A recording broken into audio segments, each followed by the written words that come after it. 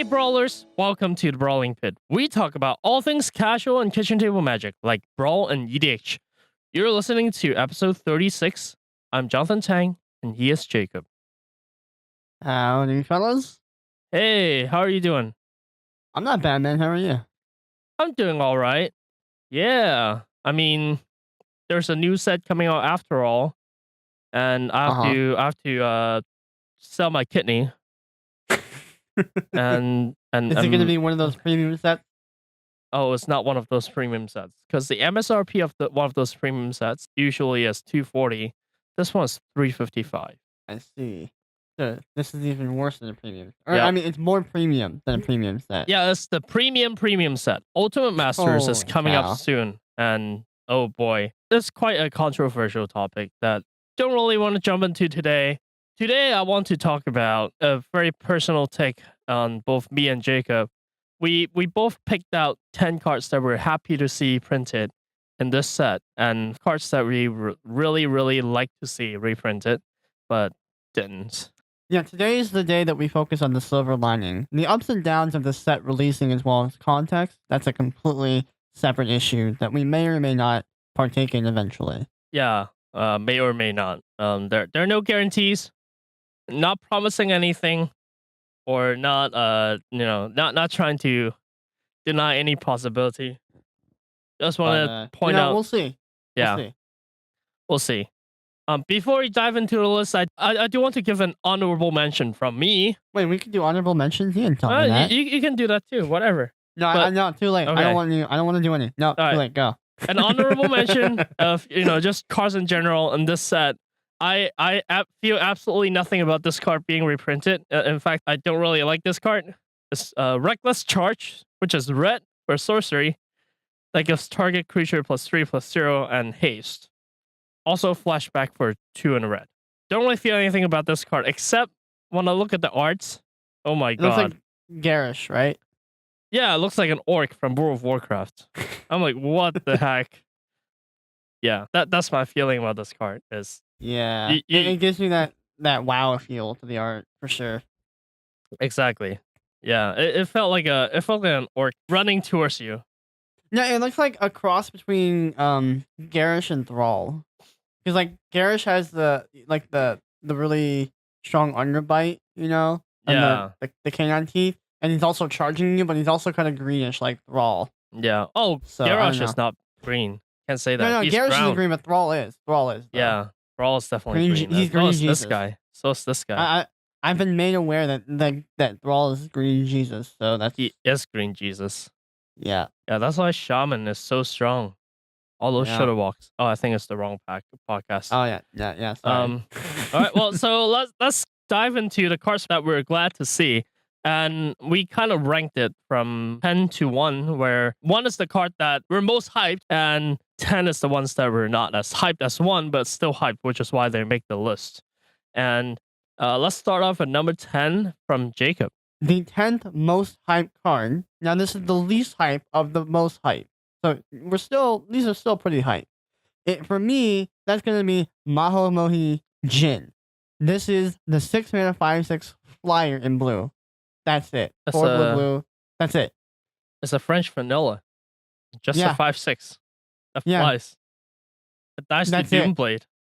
And it does die to Doomblade. The reason why I'm so hype about this card is that it's just so terrible compared to all the other cards. But it's iconic. I believe this was like one of the first Jins, if not the first Jin. Right? Like originally, I'm probably wrong on that, but that's what I'm going with. And also for me, this art looks really similar to Force of Will, so that's why it makes its way onto my 10th place Wow. for the top 10 hype list.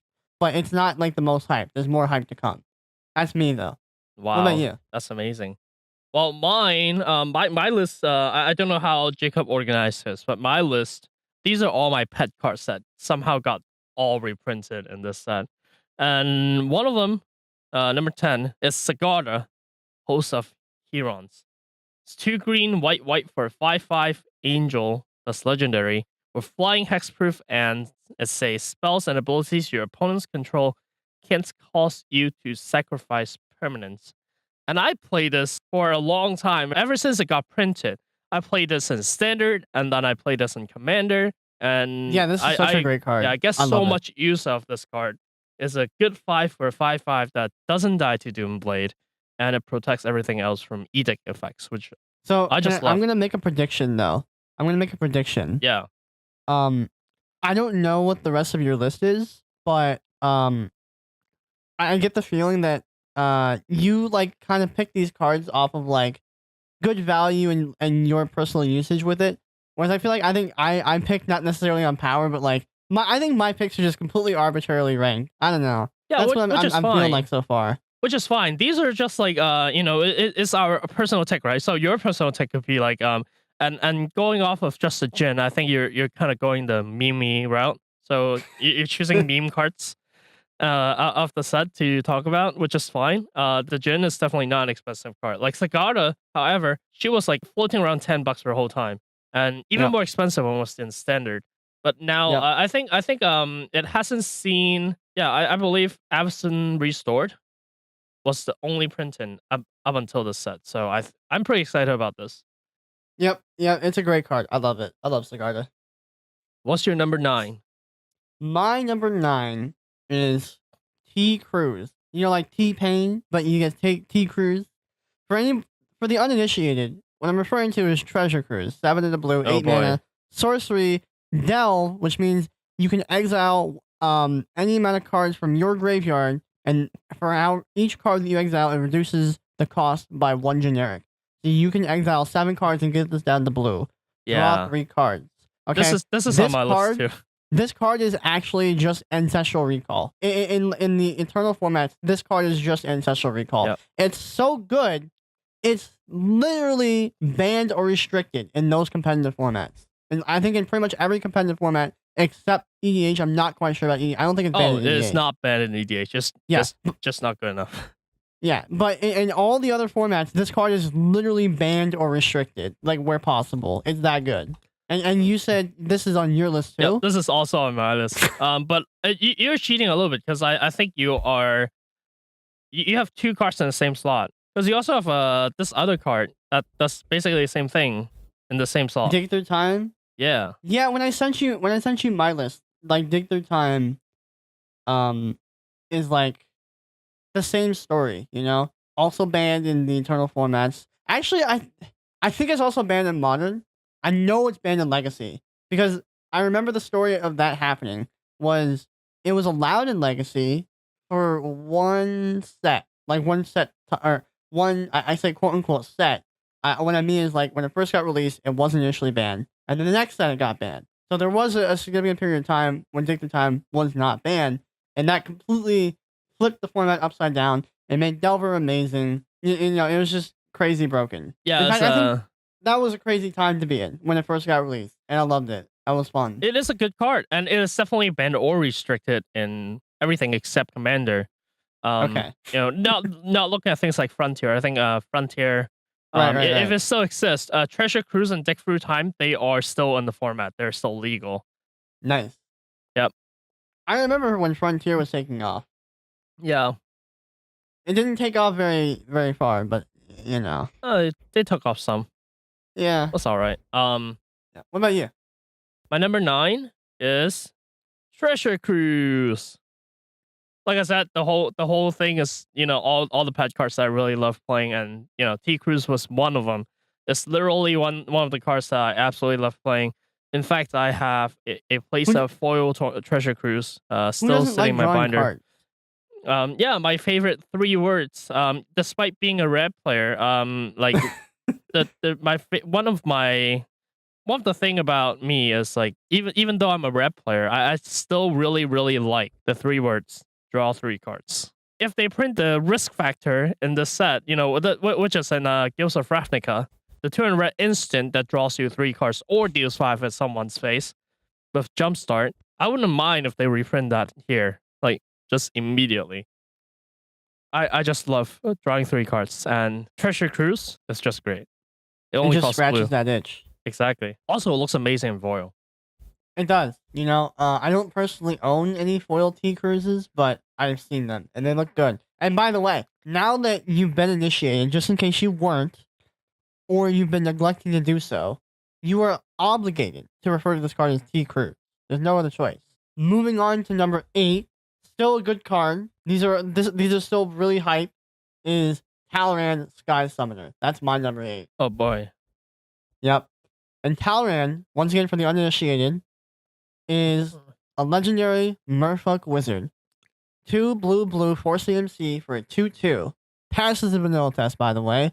Whenever you cast an instant or sorcery, create a 2/2 blue Drake creature token with flying. I love this guy. Yeah. It's a good card. I am legit scared of the limited format of the I don't know how good it will be, but I'm legit scared of the blue-red spells deck because not only is Talran in the format, but also Young Pyromancer with a lot of good spell support, like Dig Through Time, like Treasure Cruise, and Yep. there are a lot of burn Yep. spells. There's Thermal Alchemist, which is one of my pet cards, but didn't make the cut into the top 10. And all these are just such good support for the archetype. And And in the limited format with Talran, all you need is one trigger, and you broke even on value just about. yeah, All you need is one trigger, just one, and then anything after that, you're just you're rolling in the black. This guy will run away with games so quick. If Yeah. you just leave him up. yeah, but I think you can probably get there quite easily. Just resolving one thing. There are a lot of Yeah. madness spells in this set too, so don't forget about Absolute, it's that. Like, absolute madness that yeah. there's madness spells in the set. Absolute madness. yeah. What about you? What's your number 8? But my number 8 is also a blue card, coming from a red player. It's Lab Maniac. One of my favorite alternate win cons. Like I just love alternate win cons. It's one of my thing. Laboratory Who would've Maniac is 2 blue for a 2/2 human wizard. If you withdraw a card while your library has no cards in it, you win the game instead. So instead of getting milled out, you just win. So you mill yourself as quickly as possible and hope to God your opponent doesn't have the lightning bolt. Yeah, Or shock. or anything that gets rid of it. Yeah, or anything. I really love Lab Maniac as well. Really cool card. One of the alternate win cons that I actually can really appreciate. Yeah, it is absolutely a good card. It turns a loss into a win, and I just love the flavor so much. This crazy person, he thinks he won, even though he actually lost, but he won you the game. So, Yep. As in the name, Maniac, Laboratory Maniac. Yeah. yep, that was my number 8. Let's see here. My number 7.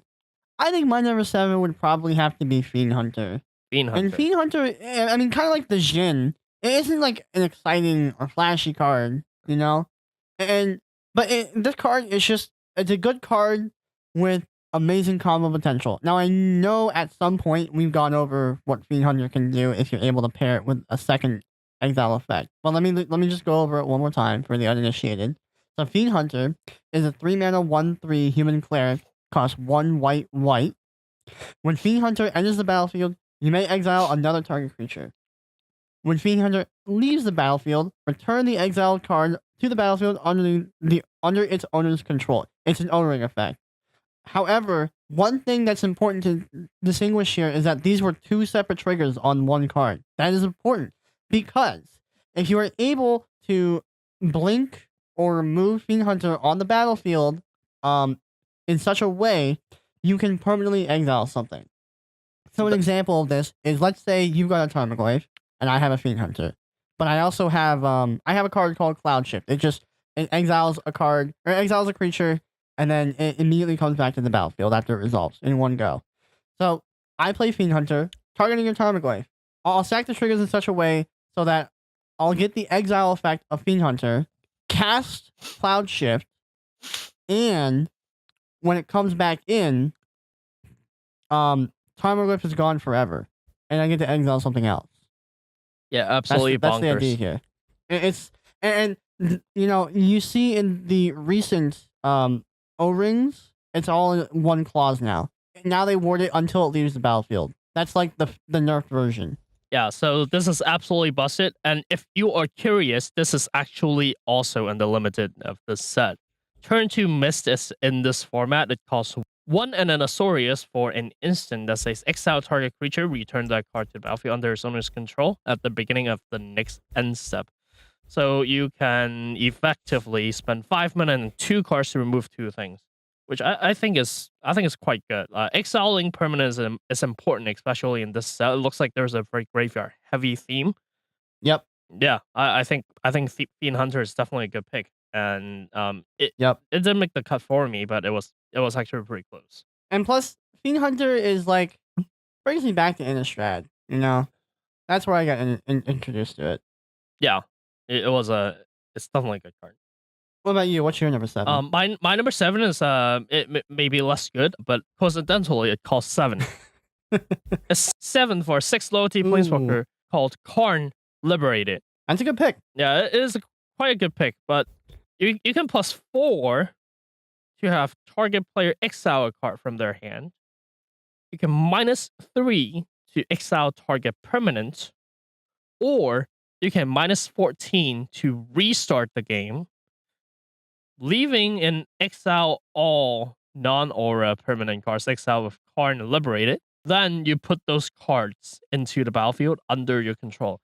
So the ult probably won't ever happen in limited, or in most commander games probably won't ever happen. It's a good removal. Yeah, even in constructed, the ult still doesn't typically happen right now. However, this is quite a good card. Even though the ult doesn't happen that often, both the plus and the minuses are very powerful.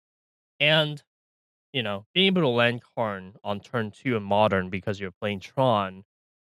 Oh man. Yeah, it's turn good. 3. Turn 3. Yeah. It's amazing. It's quite scary when you see a turn 3 Karn coming into and the then battlefield. Even if they don't have any like creatures or something to exile, first of all, you can hit a land if you want, and that's typically the play. But let's say you don't want to hit a land. Going up to 10 means that this guy will be able to take a lot of punishment, or it'll take like a very direct targeted removal spell that can deal with planeswalkers. To deal with Karn. Yeah. So he's good. He's a tank. This guy's a tank. It's great. The stupid thing is you just need to plus it 2 times. If unpunished, you can just ult right away. And there's nothing we're putting into about right it. Away. Yeah, and you just whatever, you take their lands that they pitched. Whatever. It's still good, right? In Commander, if you have doubling season out and you play Karn and then you Deep Glow Skate, it will come in with 24 loyalty counters, which will allow you to do some busted stuff. Yeah, Karn is a very powerful planeswalker. But not quite as good as Fiend Hunter, I would argue. Fiend Hunter pretty much immediately removes 2 things. Karn just 1. Yeah. Karn's still pretty decent. I agree though. My number 6 of like cards that I'm most excited to see from this set is Gurmag Angler. Ooh. Once again, not flashy. It's a common. I put a common on this list. It is flashy because it is the popper finisher for the black deck. A lot of black deck plays this because it's 1 for 5/5. And that's really powerful. And the reason why Gurmag Angler makes this list though for me was that it reminds me of when Patrick Chapin first tried to get this guy working in constructed. Okay. It's debatable whether his deck was actually good or not. But the fact of the matter is that he was the first adapter or a very, very early adapter that tried to get Gurmag Angler working.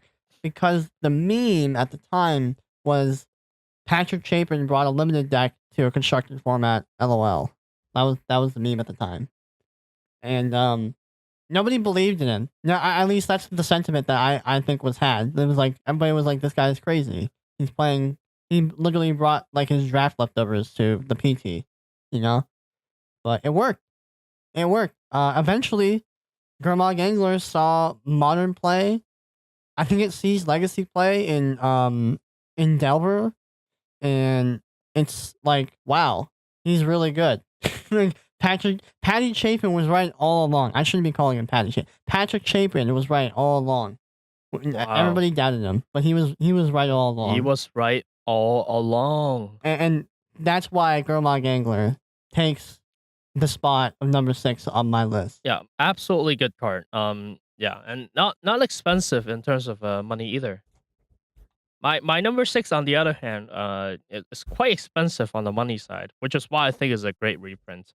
Phyrexian Altar right now is floating around $50. I'm hoping the reprint will bring it down a little bit, but basically the reason why it's so expensive is because it's a 3 mana artifact that allows you to sack a creature to add 1 mana of any color to your mana pool. It is very similar to a card called Ashnod's Altar, which is the same thing except it adds 2 mana of colorless to your mana pool. This is an infinite combo piece in many commander decks. Phyrexian Altar. What about Ashnod's Coupon? Ashnod's Coupon, on the other hand, I'm quite sad that it doesn't see the reprints in this set, but it is a silver border card. Oh man. It's a very good card. First off, and they did errata somewhat. So Ashnod's Coupon is 0 for an artifact that allows you to tap and sack Ashnod's Coupon. Target player gets you target drink. And then they added the errata to say you pay any cost for the drink. Hey, you want to know a really cool combo with that card though? Oh, I think I know the combo you're talking about, but do the honors. Yeah. The combo is that you play the land with it, where it says you get to ignore errata. Oh, absolutely. Yeah. That's the combo. The R&D research lab. You point, so you're playing at a bar, and you play this card, and you point to the top shelf, and you're like, I want a bottle of Dom Perry, and I have the land. We drinking good tonight, boys. Yeah, that is quite a very powerful combo. I'm trying to remember. Honestly, I'm trying to remember if Maro actually said you shouldn't do that. But well, I mean, that's a pretty good way to lose a friend pretty quick. Yeah. Anyways, my fifth spot probably has to go to Through the Breach. This copy of Through the Breach, I'm not a fan of its art. I'm not. Normally I like purple. I like the deep, cool colors here. But I feel like it clashes against the red border. So absolutely that's does. just. I don't think the art makes sense. Yeah, and the art also doesn't make a lot of sense either. So that's just my 2 cents on the aesthetics of the card. Now as far as the actual card effect, Through the Breach, it's no secret that it's quite a powerful effect. That's not a secret, And if you have any experience with Griselbrand. And no, I did not mispronounce Griselbrand. I literally meant to pronounce it Griselbrand. Is a modern deck that focuses around Through the Breach and comboing out Griselbrand really fast, attacking with it, and drawing your whole deck and just killing them in one turn. So, the fact that they're reprinting Through the Breach reminds me of that deck, and I really love that deck. It's still an okay deck. I wouldn't put it high on the tier list, but it's still fun to play from time to time. So check it out. What does it do? Right. So, the way that Through the Breach works, it's 4 in a red, 5 mana for an instant arcane. That's important, by the way. Very relevant in the Griselbrand deck. You may put a creature card from your hand onto the battlefield. It gains haste, and you sacrifice it at the beginning of the next end step. And it has Splice into Arcane for 2 red. Now, in Griselbrand, you actually have quite a few other arcane spells. Like, one of the rituals is an arcane spell. So instead of paying 5, you only pay 4. Very relevant. That sounds very powerful. In fact, I think at one point I tried building Griselbrand. And then someone talked me of it, and I don't remember why, but I think okay, so weird flex, but if you have all the cards or you can obtain all the cards like relatively easily and you're just looking for a fun deck to play, Griselbrand is amazing. Now, what I'm not saying, be very careful. What I'm not saying is that this is not like a tier 1 competitive deck. I don't recommend it if you're trying to spike a GP or like a PT or anything. But it's really fun to play. So if you have it readily available to you, then maybe get it. Or maybe consider getting it if you're just looking for a fun modern deck and you have a couple $100 to burn. I don't know. Yeah, that sounds like a very expensive deck to build. It's fairly expensive. And despite not being the best, all of its components are fairly expensive. Like, you have Through the Breach, like I said, Griselbrand, bunch of shocklands, fetches, just a bunch of individual components that they're powerful in their other decks, their other respective decks, and that's why they're expensive. But then you mesh them all together here, and the end result isn't that great, but you still have the expense of all the individual components. Yeah. Well, this next card that I'm about to talk about, my number 5, is it is interesting because it is not as expensive as Squisho brand, but I deeply remember when I first started playing EDH, when this card was floating at around 10-15 bucks. I'm like, oh my gosh, that's very expensive. And today when I was doing the research for this episode, I found that this card is now 40 bucks. So I'm like, what is going on? Demonic Tutor is 1 in a black for sorcery that allows you to search your library for a card, put that card into your hand, and shuffle your library. It is where the word tutor comes from. The act of searching the library for a card and putting it in your hand. I don't know what else to say about this card. This card is it basically acts as a double for any card in your deck. And This is the premium tutor spell. Like this is like where everything gets compared to just about. exactly. Despite being a sorcery, this is extremely powerful. You can dig yourself out of so much trouble having Demonic Tutor in your hand. If you're in a combo deck, this is pretty much an essential effect for what you're trying to do, because you would love to get your combo together as quickly as possible.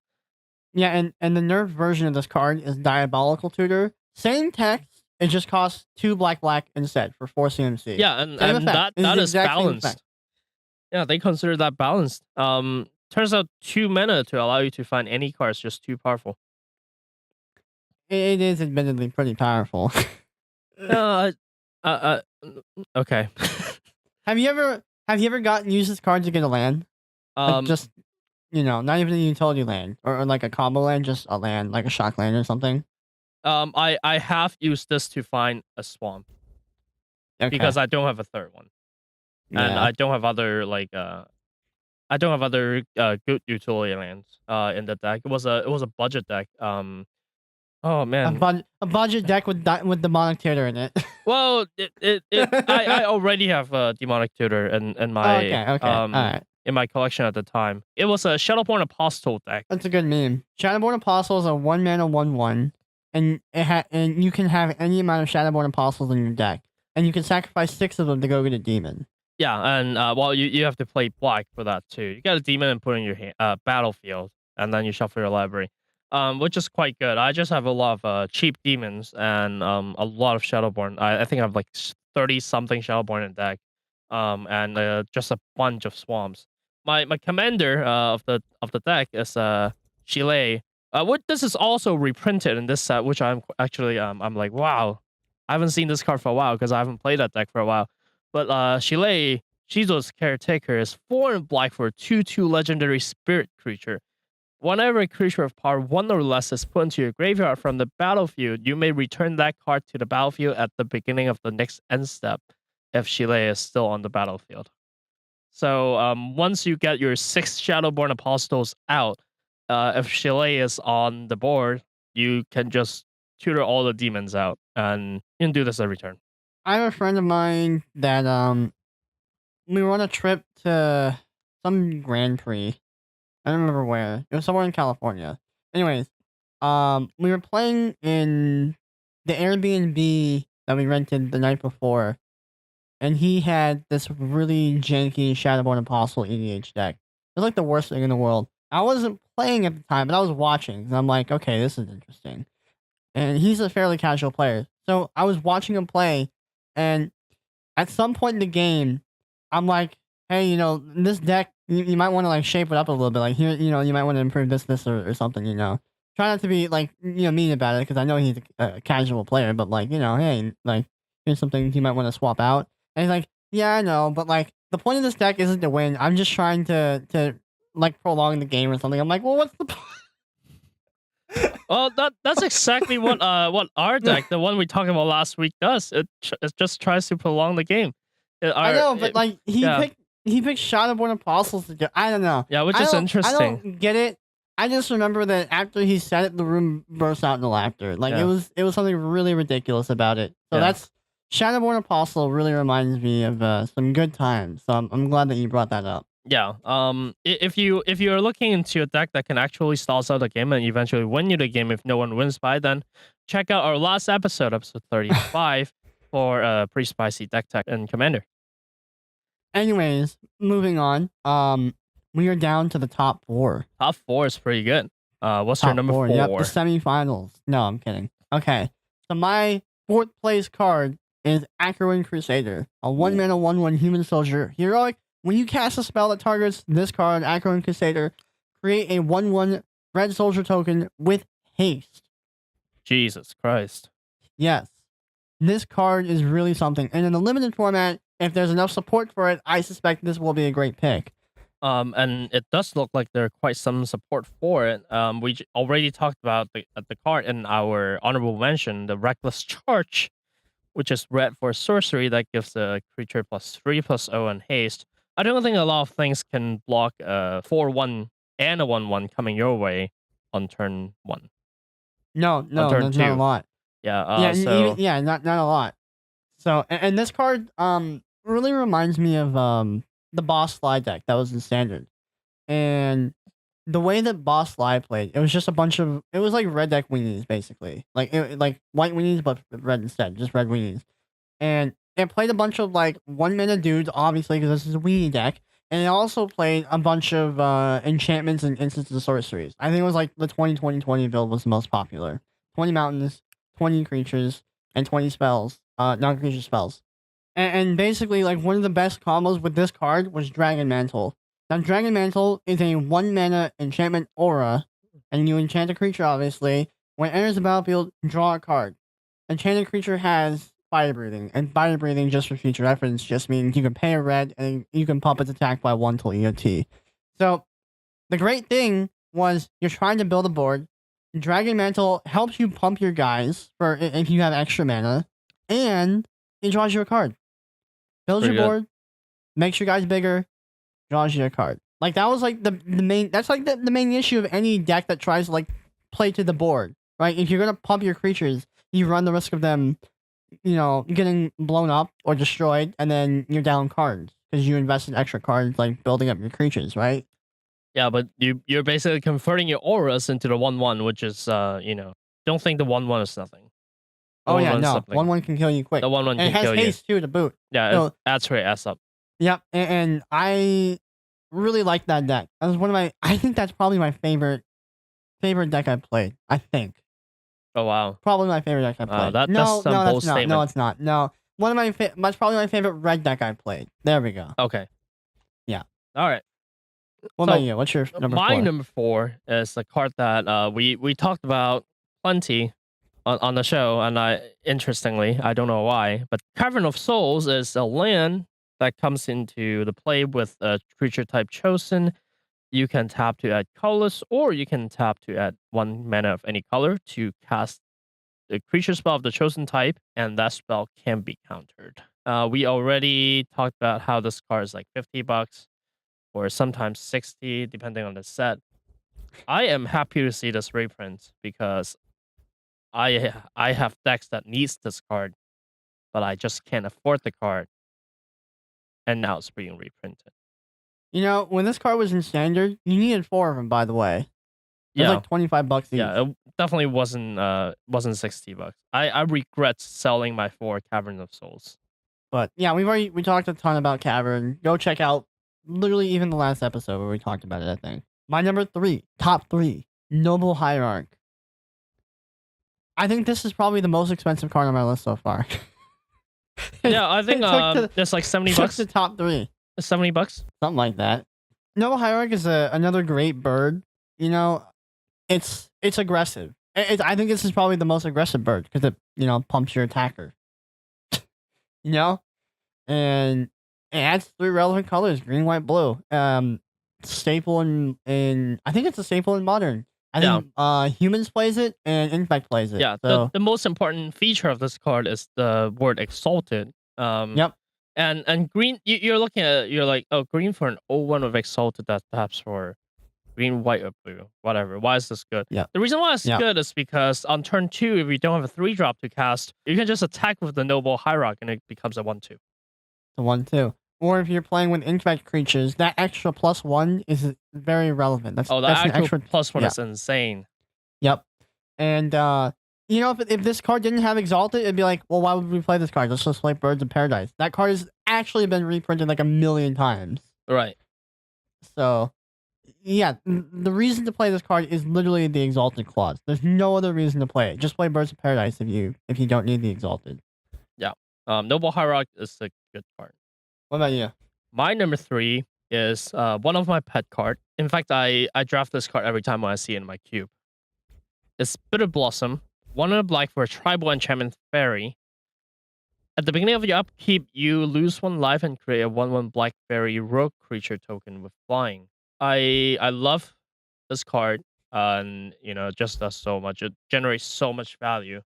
And I remember the very last time I played with the cube, I somehow was in a blue black mill deck, and if I can't mill people out, this is one of my condition, by the way, to not only a win condition, but it also stalls the game, because on top of Bitter Blossom, I also have Opposition. And Opposition is a blue enchantment, 2 blue that says tap and untap creature control, tap target artifact, creature, or land. So eventually just taps your opponent's entire board down, and then with the deck I was playing, I keep milling them in the process. And I just love how Bitter Blossom can enable stupid plays like these. Yeah, for sure. I love it. What about your number 2? How about we switch it up for number 2? How about you go first for number 2? Yeah, sure. My number All right, 2 is go. also a pet card, but it was not from EDH, it was not from Cube. Well, even though this card is in my cube. This card's a great card. Ever since this deck was first discovered and limited, this card was just busted. I actually drafted this card, even in some of those flashback drafts on Magic Online, and dude, it's just so good. It's one of those stupid things where you can have a 60, 70 card limited deck, and it'll still work. It's just so amazing. Spider Spawning is 4 and a green for sorcery that says create a 1/2 green spider creature token with reach for each creature card in your graveyard with flashback on 6 and a black. Why is it good, you ask? This card is stupid. This card is stupid. So this is the ingredients of the spider spawning deck. You want 1 or 2 spider spawning. You want a runic repetition, which is 2 blue for sorcery that says return target exile card with flashback you own into your hand. You want 1 memory's journey, which is 1 and a blue with instant that says target player shuffles up to 3 target cards from his or her graveyard into his or her library with a green flashback. You want 1 or 2 Gnaw to the Bone, which is 2 and a green for an instant that says you gain 2 life for each creature card in your graveyard with a 2 and a green flashback. You want a ton of self-milling cards like Dream Twist, like Forbidden Alchemy, whatever. And then the rest of your deck is lands and creatures. So what you're doing is you mill yourself like crazy, and then you cast Spider Spawning, and then you win the game because they cannot stop 21-2 spiders going at them. So when I was going over the combo, I'm referencing Marshall Sutcliffe's article on Daily MTG, and I'll definitely link that in the show notes. But check the strategy out. Like, this is one of my pet cards, and I think I will definitely try Spider Spawning again, even though the support is weaker in this set. I'll definitely try to draft Spider Spawning once or twice. Even if you only have like 5 creatures in your yard, 5 mana for 5/10 worth of stats is still amazing. Yeah. Oh yeah. Don't think the spiders are weak. No, they're not. Spiders are scary. Dude, spiders are just. I'm scared of spiders, okay? I'm not gonna lie. But Yeah. Especially if you have not helping. Just look at this art. Not helping. I'm moving on. I can't take this anymore. I'm moving on, alright? My number 2 is Bridge from Below. Ooh. And first thing I have to say, I love this art. I really do. Something with like the black border really plays well with the cool colors in the middle, and it's kind of like blooming out and fading out on the edges. And now, Bridge from Below, the actual card, is used in Vintage Reanimator. That's about the extent of what I know. I think it's banned in Legacy. I'm not sure, but I know it's used in Vintage Reanimator. Bridge from Below is a 3-mana enchantment. Black, black, black. Whenever a non-token creature is put into your graveyard from the battlefield, if Bridge from Below is in your graveyard, you get to make a 2/2 black zombie creature token. So for that clause, you need Bridge from Below to be in your graveyard. Now, there's another clause. When a creature is put into an opponent's graveyard from the battlefield, if Bridge from Below is in your graveyard, then you have to exile Bridge from Below. So the second clause is not entirely helpful to you in the Reanimator strategy. It's really the first clause. So your goal with Bridge from the Reanimator deck is to get Bridge from Below into your graveyard, mill yourself a bunch, and get a ton of black zombies. And you use these black zombies with other cards as sacrifice tools to get really huge creatures out on the battlefield for basically nothing right away on like turn 1 and turn 2. Because honestly, Vintage is busted. You're playing Vintage, you're playing with all the cards possible. Nothing is banned, only restricted. You can play Black Lotus if you want. You know? Yeah, you can if you have one. Yeah, you can. So Vintage is busted, and I got to play a few Vintage games, casually, of course, because I'm too rich for my blood, honestly, to own those cards. Too rich for my blood. But Vintage is a blast. So Bridge from Below takes my number 2. And actually, I'm seeing a pattern here. Yeah? You started off with the expensive cards, and I started off with the cheap one. And now you're going into the cheap ones with your with your last one. Oh, and I'm yeah. getting more expensive. Yeah. Well, this one is, although a cheap one, is probably one of my absolute favorite counterspell. It's not blue. One of my favorite counterspell in Magic, and one of my favorite pet cards on this list.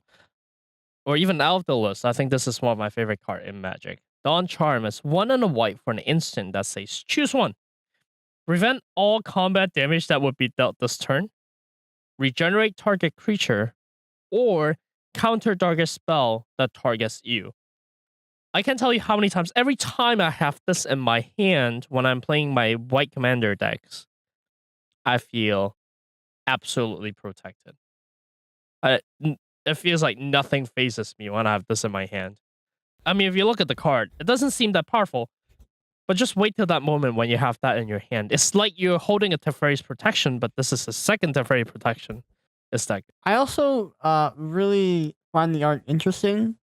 So if you look at it, if you look at it and you just take a glimpse at it, but you don't look carefully at it, it looks like just like a floating pair of hands, or like holding something, right? But like when you actually look at it, it's like, oh, there's the cuffs near the wrist, and there's a ring, and I actually really appreciate this art. I really like the effects that are coming out of the charm too. I don't comment on the art very much, okay? So but these are the top 10. So yeah, this is my absolute favorite card. Definitely deserves number 1 on my list, and I can't wait to play this card in limited. Are you ready for my number 1? I will never be ready for your number 1. All right, my number 1 is Emrakul, the Onion's Torn. I mean Aeon. Sorry. So the reason why Emrakul, the Onion's Torn, Aeon's Torn, is, everybody knows Emrakul is amazing and powerful. That's nothing new. Yeah, it's 15. The reason why Emrakul is on my number 1 list is because I think of all the cards that are coming out in this new set, Emrakul is the highest meme potential. Okay, so who is stronger, Emrakul or 15 Squirrels? According to the comic, it's 15 Squirrels. Right. Yeah. So, and also you have all the flying spaghetti monster memes. You have the Onions Torn meme. There's so much potential with Emrakul here. And that's why Emrakul takes the cake, number 1 on the list. It's a great card. It's a great card. Okay, so for the select few of you that have somehow not been introduced to Emrakul, the Aeon's Torn, somehow, Let me fix that for you because that's a real problem. Emrakul, the Aeon's Torn, is a 15 mana legendary Eldrazi creature for a 15/15. No, there's no colored mana in this guy. It's just 15 generic, any color you want. First of all, this spell can't be countered. Second of all, when you cast a spell, you get to take an extra turn after this one.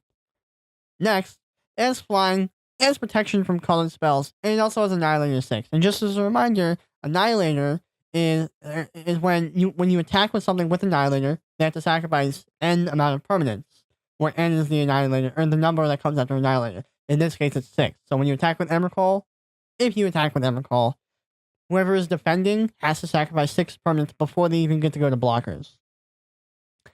And finally, Emrakul does have a graveyard shuffle clause. All the major Eldrazi guys have this. The old ones does. Clause, the old ones what? do. Only the old ones do. The new ones don't. The old Titans have these, right?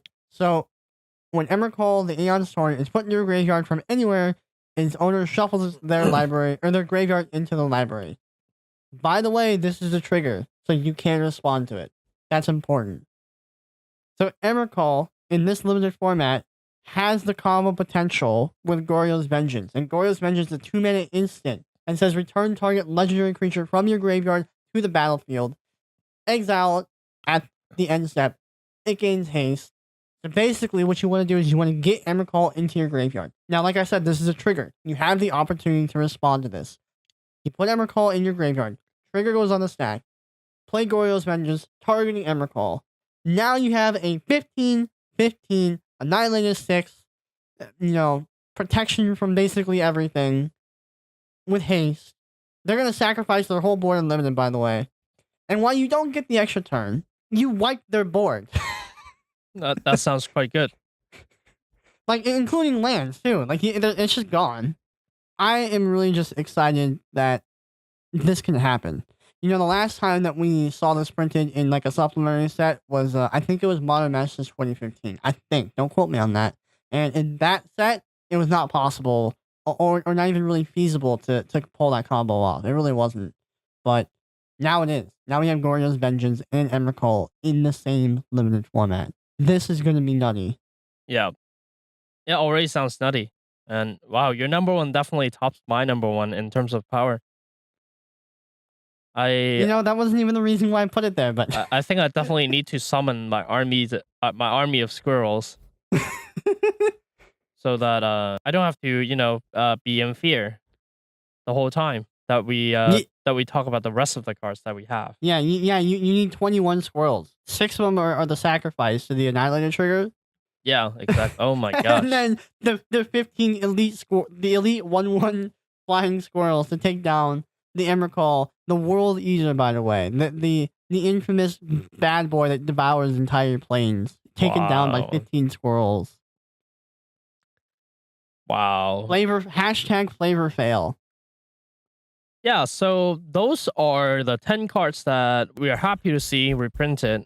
So then, now we actually have a couple cards that we wish we had seen in the set. And then I have an honorable mention. Johnathan got an honorable mention at the beginning. I have an honorable mention at the end. What? Okay. Yep. Go for it. All right. So my one card that I wish we would have seen in this set is Mutavault. There's a bunch of man lands that are reprinted dual color man lands, and 2 of them see modern play, or did see modern play to a very significant extent. That's the Creeping Tar Pit and the green red one that I can never remember the name of if my life depended on it. But both those were very strong man lands. Both saw significant play in modern. I'm pretty sure they still do. Not 100% sure on that though. And I'm like, well, why not Mutavault? So Mutavault, I really would have liked to have seen make a comeback here. What about you? So my number 2, we were going to talk about 2 each. My number 2 is definitely Path to Exile, and it's quite an expensive card for for that rarity. It's white for an instant that exiles target creature and have its controller. Allows the controller the opportunity to search his or her library for a basic land card, and they can put on their battlefield tap and then shuffle the library. It's it's one of the premium removals in white, and it hasn't seen print for a really long time. The last time it was actually printed in a real set was Modern Masters. And note that I'm not counting Explorers of Ixalan or Commander Anthology. I don't think those count. It just hasn't seen print for a long time, and I think the price can use some tanking. At one point, I think I had 5 copies of the F&M promo of this card. Oh my gosh. One of them was from getting in a trade, and the others were from winning. Yeah, it is a premium removal, and It's I'll just great. leave it at that. It's Yeah, amazing. yeah, Absolutely amazing. and yeah, it's a great card. My other card that I would have really loved to have seen get reprinted in this set is actually Blood Moon.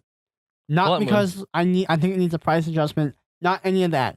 In this set, we have Urborg, Tomb of Yawgmoth, and that card is a legendary land that says all lands are swamps in addition to their land types, and they can tap for black. So Urborg can't tap for black, quote unquote, by itself, but because it becomes a swamp, thanks to its own effect, it can tap for black because it's also a swamp. Blood Moon plays really funnily with Urborg, Tomb of Yawgmoth, and the only reason why I would have liked to have seen Blood Moon in this set is just to see the hilarity and confusion ensue from having to interact with each other. You really hate judges. I do. Despite us being judges, I hate judges. No, not really. Please don't kill me. Wow. Don't rule me out. Wow. Well, my number one is a card that can go into literally any deck, and despite being banned and restricted in some of the format, it is one of the staples in Commander. It costs nothing in mana. It's Strip Mine, which is a land that can tap for colorless, or you can tap and sack Strip Mine to destroy target land. It is one of the premium land destruction land removal that costs around $20 for its cheapest edition. It hasn't seen print for ever. And I'm not counting the From the Vault printing or the Expedition land printing. This card needs to come back. And, the price is going out of control right now. And I would definitely have loved to see this card come back. And too bad it didn't. Yeah. My honorable mention is not so much a card that I wish we had seen because it actually got printed in this set. But one thing I'm actually really disappointed about. Warlegious Helix. It did get printed in this set.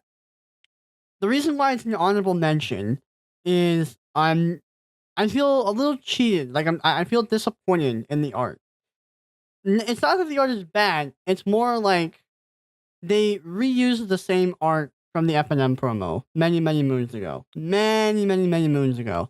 You know how starting entrepreneurs, they hang up their first dollar on the wall? Yeah. Okay. That was my first F&M promo I ever won, and it's hung up on my wall. I'm looking at it right now. Wow. Yep, I'm looking at it right now. I have the date and the time, location of where I got them, and I have 2 of them hanging up on my wall. And I was like, that was my first time I had done well in a Magic event. I mean, obviously now it's not really an accomplishment for me. It's a great accomplishment for sure. I'm not trying to diminish it for other players, but for me, kind of getting into the really heavy competitive scene and dabbling in the pro scene. Obviously, it's like, oh, it's only FNAF. But at the time, it was a big deal for me, and I was still new, So, they reused the same art, and I feel a little cheated, because it's like, I worked really hard for that, and now they just gave it away to everybody. Well, I mean, the one that people will be getting is not foil, and it doesn't have the, But they could get it. star, They could get a foil though. the shooting star. They don't have the shooting star. That's true. They don't have the shooting star. Yeah. But it's like, I don't know. It rubs me the wrong way. That's just me. Yeah. All right. That's fair. So yeah, that is basically our list of what we liked in the set, what we didn't like in the set, what we wish we had seen. You should let us know what you would have liked to have seen and what your favorite card was. Hit us up in the comments or email us or find us on all of our social medias. Jonathan, you know the plug. Take it away. I absolutely know the plug. You can find us on Facebook, YouTube, and Twitter at Brawling Pit. Find us on Reddit at r/Brawling Pit. You can email us at brawlingpitmtg@gmail.com or you can visit our official website at brawlingpit.com. As always, I've been Jonathan, and he's been Jacob. Catch you guys next week.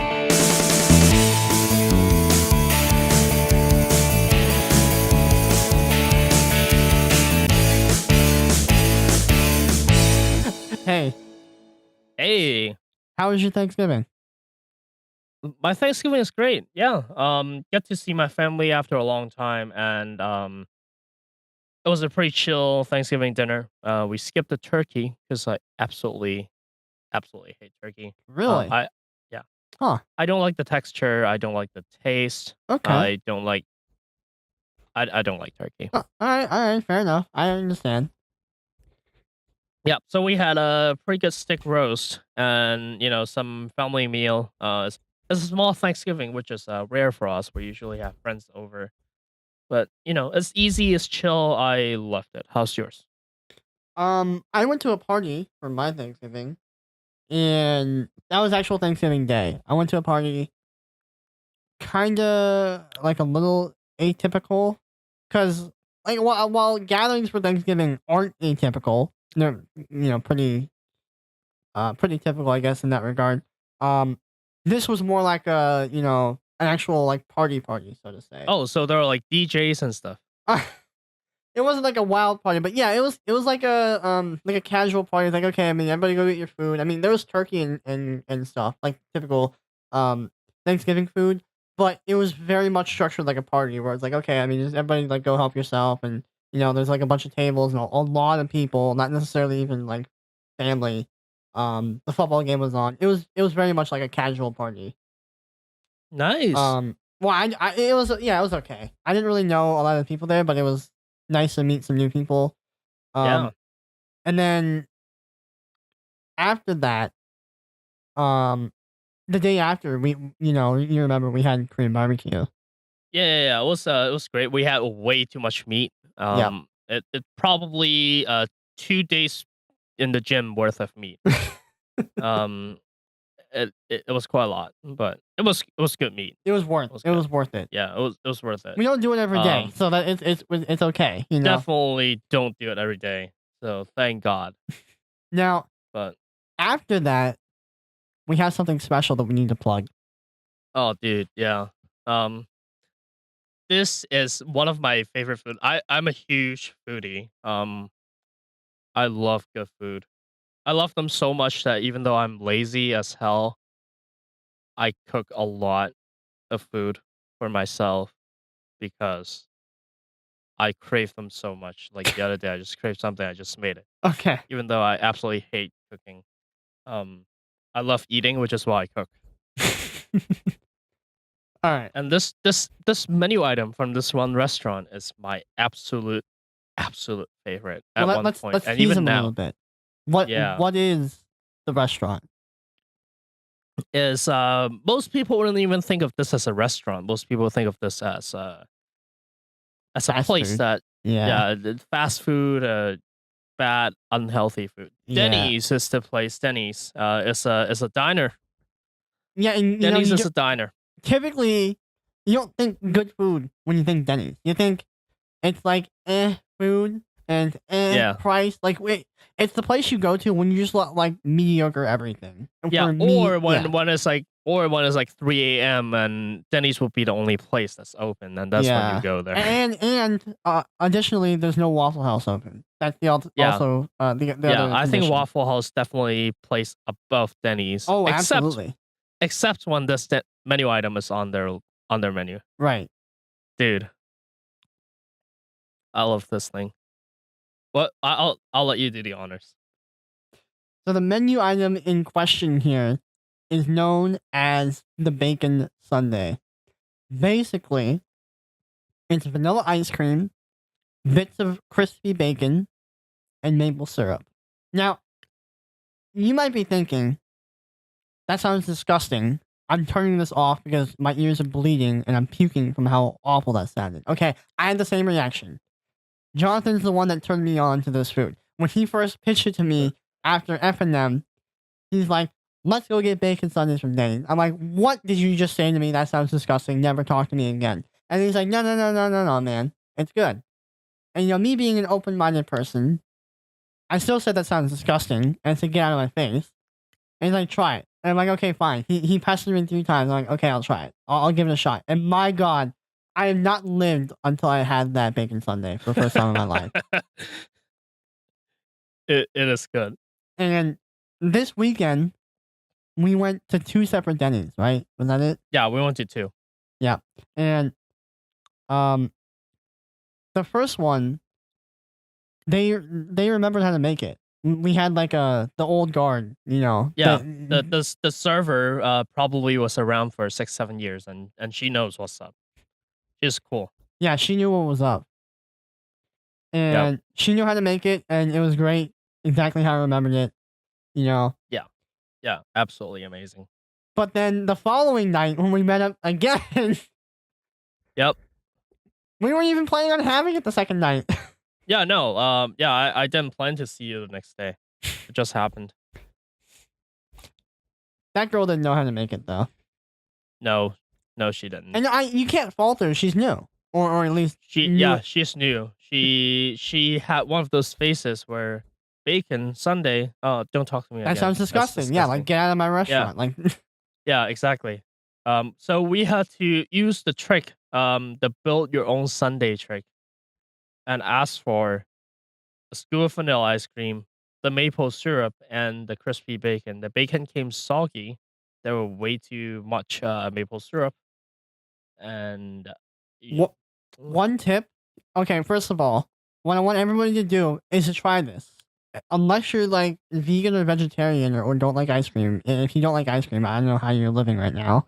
Dude, you use the tofu bacon. They taste the same anyways. Yeah, or use tofu bacon. You have got to try this. I'm not kidding. You've got to try this. We hashtag. We need to make this a comeback. Like make it come back again.